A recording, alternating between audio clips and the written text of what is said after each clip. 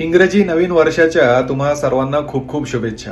आता नवीन वर्ष म्हटल्यानंतर बऱ्याच लोकांची एक सवय असते की या वर्षामध्ये आपण काय नवीन शिकणार आहोत, नवीन करणार आहोत, सवयी कुठल्या बदलणार आहोत, ज्याला आपण रेझोल्युशन्स म्हणतो, ते आपण लिहून काढतो आणि मग थोडे दिवस आपण त्याचा व्यवस्थित फॉलोअप घेतो. त्यानंतर पुन्हा एकदा ये रे माझ्या मागे. तर हे असं होऊ नये. आपण आपला जो फोकस आहे तो लूज करू नये याच्यासाठी काय करायला पाहिजे माहितीये का? एक छोटीशी गोष्ट आहे, एक छोटासा उपाय. जर समजा लॉ ऑफ अट्रॅक्शन किंवा मॅनिफेस्टेशन टेक्निक्सचा तुम्ही कधी अभ्यास केला असेल तर तुमच्या लगेच लक्षात येईल. आपण गोल कार्ड तयार करतो. गोल कार्ड म्हणजे काय? 3 अशा गोष्टी की ज्या आपल्याला करायच्यात, मिळवायच्यात. तर हे माझं गोल कार्ड आहे.